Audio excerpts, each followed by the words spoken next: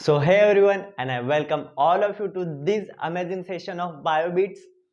मैं हूं भूषण सबका और स्वागत करता हूं आप सब लोगों का। इस चैनल पे हमने क्लास 10 के लिए सीरीज चालू करी थी जिसके अंदर मैंने evolution, evidences of evolution and all this things सिखाया था। उसके बाद नेचुरल सिलेक्शन की भी बात करी थी हमने पिछले लेक्चर में। इस लेक्चर में उसके आगे वाला टॉपिक जो है आपका लैमर्किज्म वाला, उस टॉपिक को अच्छे से फील लेंगे, उस टॉपिक को पूरी तरह कवर करेंगे। और लैमर्किज्म छोटा टॉपिक है लेकिन उसकी दो प्रिंसिपल्स है। एक छोटा टॉपिक है लेकिन उसके दो प्रिंसिपल्स है, उसके जो कोर प्रिंसिपल्स है उन्हें समझने की कोशिश करेंगे। तो आइए शुरू करते हैं बिना देर किए। सबसे पहले आप ये बात समझिए कि जो थियरी ऑफ लैमर्किज्म है वो दी किसने थी? ऑब्वियसली सर लैमार्क ने। उसके अंदर उन्होंने दो प्रिंसिपल्स की बात की थी। प्रिंसिपल नंबर फर्स्ट उन्होंने कहा था यूज और डिसयूज ऑफ द ऑर्गन्स। मतलब क्या है समझाएंगे, पहले इतना लिख लो।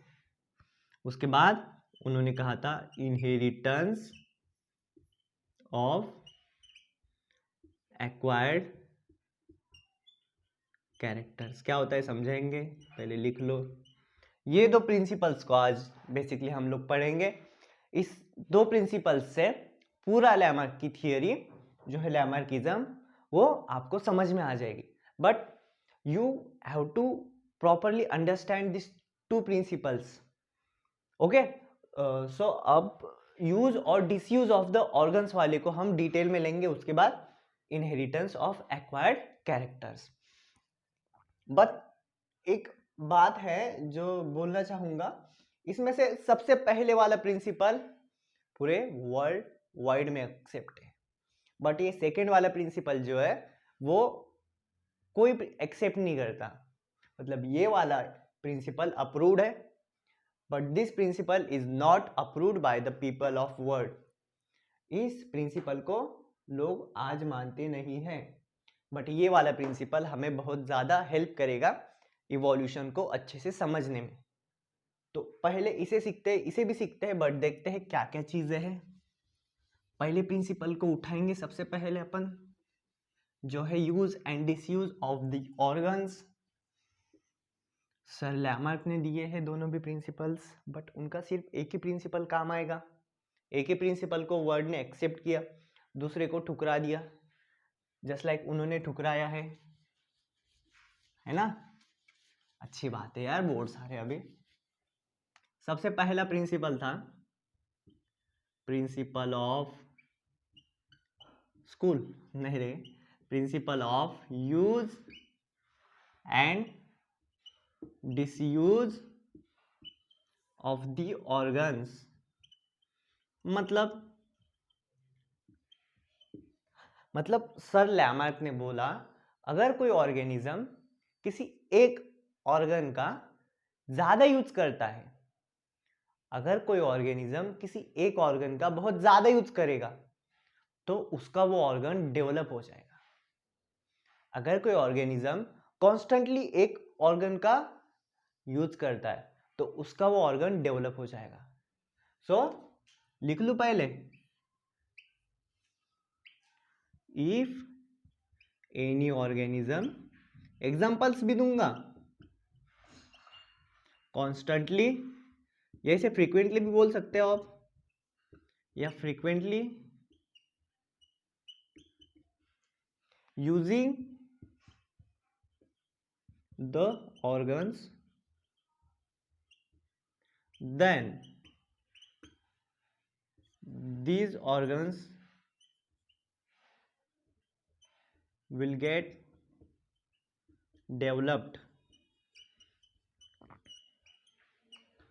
अगर कोई ऑर्गेनिज्म अपनी किसी ऑर्गन्स का बहुत ज़्यादा यूज करता है, बहुत ज़्यादा मेजर यूज करेगा, तो उसका वो ऑर्गन डेवलप होते जाएगा। जैसे एग्जाम्पल के तौर पे उन्होंने एग्जाम्पल दिया जिराफ का, यहाँ पे लिख दो एग्जाम्पल, जिराफ का एग्जाम्पल दिया। उन्होंने बोला जो जिराफ की जो नेक है वो लॉन्ग क्यों है, जिराफ की नेक वेल डेवलप्ड लॉन्ग क्यों है, जस्ट बिकॉज कि giraffe uses his neck for the feeding of that leaves, जो प्लांट्स के लीफ थे उन्हें खाने के लिए जो कॉन्स्टेंटली अपने नेक को स्ट्रेच करता होगा। उन्होंने ऐसे बोला जिराफ कॉन्स्टेंटली अपने खाने को पाने के लिए, जो लीव्स होते हैं यूपर ट्रीज के, उन्हें खाने के लिए कॉन्स्टेंटली अपनी नेक को स्ट्रेच करता होगा, और उसी वजह से वो कॉन्स्टेंटली क्या कर रहा है, यूज कर रहा है, giraffe is constantly using his neck. इसीलिए जिराफ की जो नेक है वो वेल डेवलप्ड हो गई, अच्छी खासी डेवलप हो गई। मतलब उनका कहना था कि जिस भी पार्ट को आप यूज करोगे वो डेवलप होते जाएगा, और ऑब्वियस सी बात है जिसे नहीं यूज करोगे डिस्ट्रॉय होते जाएगा। यही है दूसरा, if any part is not get used by organism,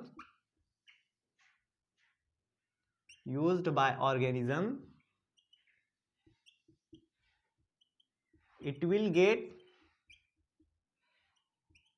destroyed। इसमें भी एग्जांपल दिया, या डिस्ट्रॉयड या कम यूज होगा उसका, वो वीक हो जाएंगे, कम या डिस्ट्रॉयड या वीक हो जाएंगे। इसमें भी एग्जांपल दिया, उन्होंने बोला दो बर्ड्स है, एग्जांपल देख लो। एग्जांपल क्या दिया, एक ऑस्ट्रिच नाम का बर्ड है एंड एक ईमू नाम का बर्ड है। ऑस्ट्रिच एंड ईमू दोनों भी बर्ड्स आलसी किस्म के, जस्ट लाइक अपनी तरह। दोनों भी बर्ड आलसी किस्म के, इन्हें अपने विंग्स का ज्यादातर यूज करना नहीं आता या करते नहीं है।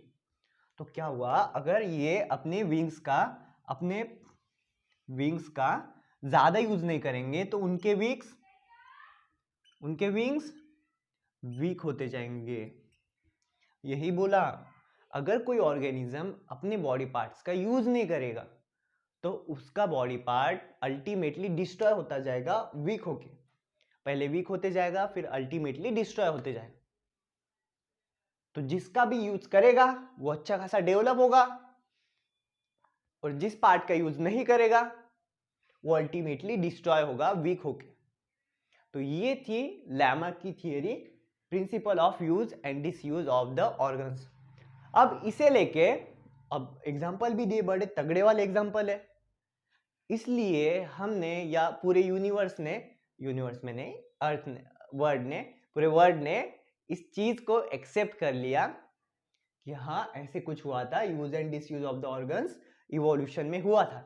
और इवोल्यूशन में इसी प्रोसेस को होके, इवोल्यूशन के अंदर यही प्रोसेस होके आपके नए स्पीशीज बने। एक स्पीशीज के कुछ बंदों ने किस स्पेसिफिक ऑर्गन का यूज करना चालू रखा तो उनके वो डेवलप होते गए, तो वो नए स्पीशीज बन गए। और उसी स्पीशीज के बंदों ने नहीं यूज किया तो उनके वो पार्ट्स वीकन होते गए, तो वो वहीं पे रहे। और जिन्होंने यूज किया वो अच्छे खासे डेवलप हुए, नेचर ने उन्हें सिलेक्ट कर लिया, और नेचुरल सिलेक्शन से आगे इवोल्यूशन होते गए। तो लैमार्क सर ने ऐसे इवोल्यूशन को प्रूव किया कि इवोल्यूशन के अंदर जो बॉडी चेंजेस आए वो उनके यूज या डिसयूज की वजह से आए।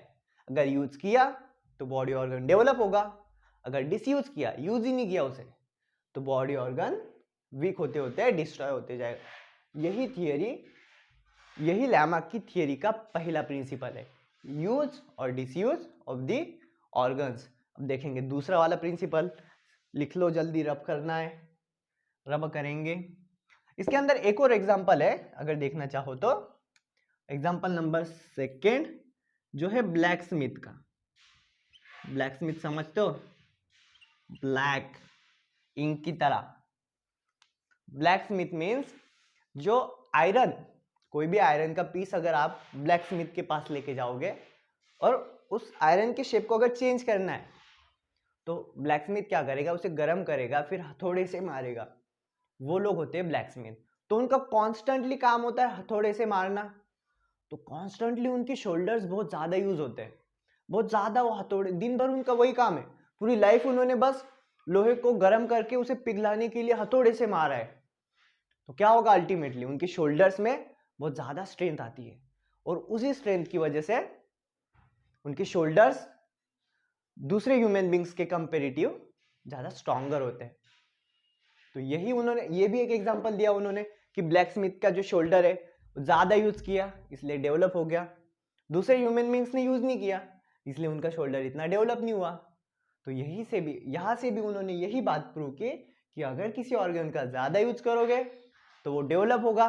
इसलिए बोलेंगे, इसलिए हर टीचर बोलता है अपने स्टूडेंट को ज्यादा से ज्यादा ब्रेन का यूज करो तभी डेवलप होगा, नहीं तो विदाउट यूज आपका ब्रेन वीक होता जाएगा और अल्टीमेटली डिस्ट्रॉय होता जाएगा। So start to use your brain from today.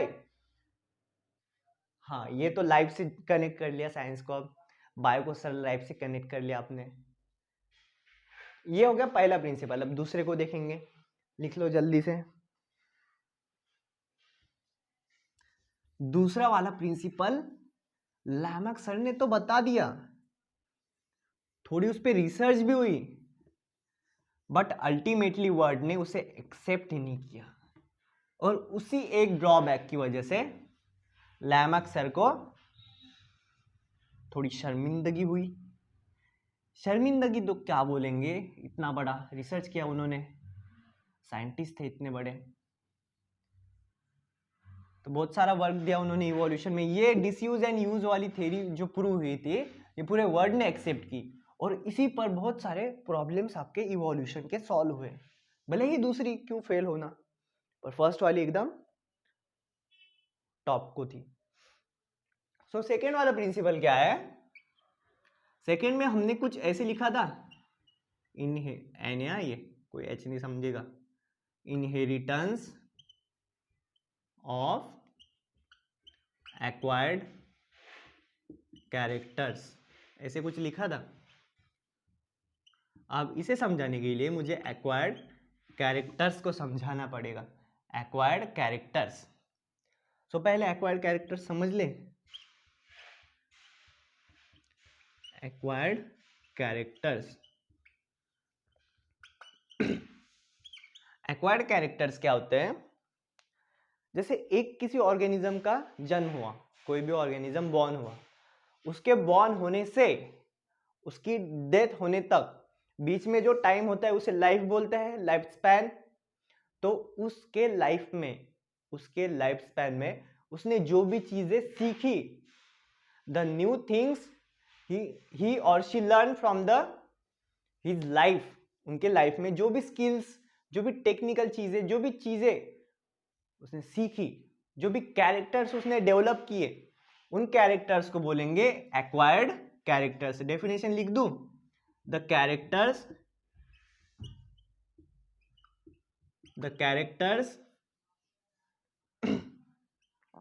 Developed during, develop या लर्न कुछ भी लिख सकते हो आप, ड्यूरिंग हिज और हर लाइफ स्पैन।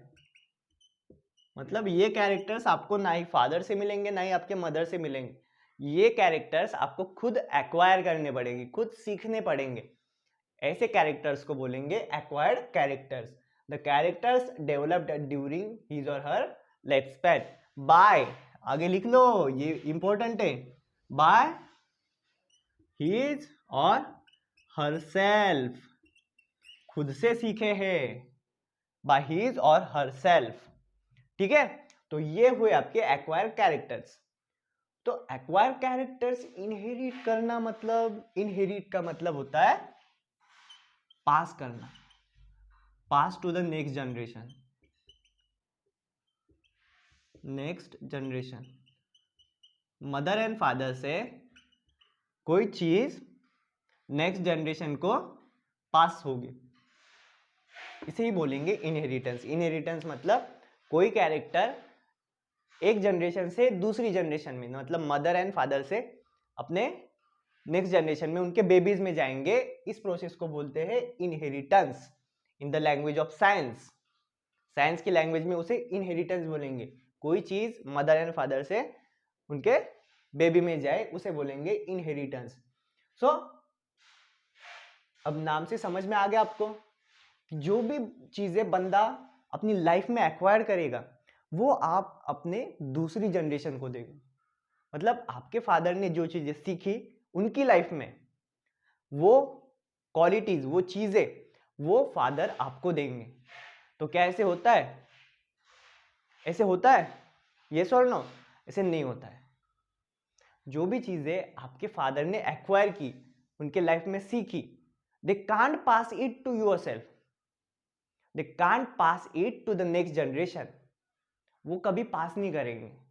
जो भी चीजें उन्होंने उनके लाइफ में सीखी वो कभी भी उनके जीन्स के थ्रू उनके बेबी को पास नहीं हो सकती है।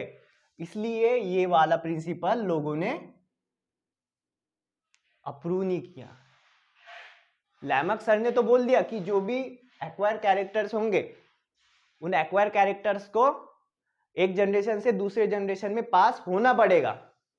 उन्होंने तो बोल दिया कि पेरेंट्स ने जो सीखा वो उनके बच्चे में भी आएगा, बट ऐसे नहीं होता है। जब उस पर रिसर्च हुई तो पाया गया कि ये प्रिंसिपल वर्क नहीं करेगा। इसलिए लैमर्क सर के पहले प्रिंसिपल को तो वर्ल्ड ने एक्सेप्ट कर लिया, बट ये सेकेंड वाले प्रिंसिपल को वर्ल्ड ने एक्सेप्ट नहीं किया। वर्ल्ड ने देखा कि एक्वायर्ड कैरेक्टर्स, जो चीजें आपके फादर या मदर ने सीखी है वो आप तक कैरी फॉरवर्ड नहीं होंगी। हाँ, जीन्स वाली चीजें होंगी, बट जो उनके लाइफ में सीखी उन्होंने, जो भी एडॉप्ट की, जो भी लर्न की है, वो सारी चीजें आपके नेक्स्ट जनरेशन में पास आउट नहीं होंगी। तो ये था सेकेंड वाला प्रिंसिपल जो लैमर्क सर बोल रहे थे कि एक्वायर्ड कैरेक्टर पास आउट होंगे। वो रिसर्च ने मना कर दिया, इसलिए लैमर्क सर का सेकेंड वाला प्रिंसिपल अप्रूव नहीं हुआ इवोल्यूशन में। बट फर्स्ट वाला principle is much heavier to prove the evolution. बड़ा हेवी था जिसने इवोल्यूशन को प्रूव कर दिया, इवोल्यूशन को अच्छे से एक्सप्लेन करने में हमारी मदद की। इसलिए Lamarckism is much more effective as compare to the Darwin's selection of natural selection. Darwin's natural selection और लैमार्किज्म दोनों मिलके आपकी इवोल्यूशन को काफी हद तक क्लियर कर देते हैं। ठीक है, तो ये था आपके लैमार्किज्म का फंडा। अगले चैप्टर में, अगले लेक्चर में अपन ह्यूमन की इवोल्यूशन सीखेंगे, कैसे ह्यूमन एक एप से, एक मंकी से कैसे इवॉल्व होके आज का मॉडर्न ह्यूमन बीइंग बना। तो इसके लिए अगले लेक्चर की वेट कीजिए, तब तक पढ़ाई करते रहिए। अगला लेक्चर जल्द डालूंगा, तो लैमार्किज्म के नोट्स बना के रखिए। दोनों प्रिंसिपल्स को ऑन द टिप रखिए। पहला प्रिंसिपल वर्ड ने एक्सेप्ट किया, दूसरा नहीं किया।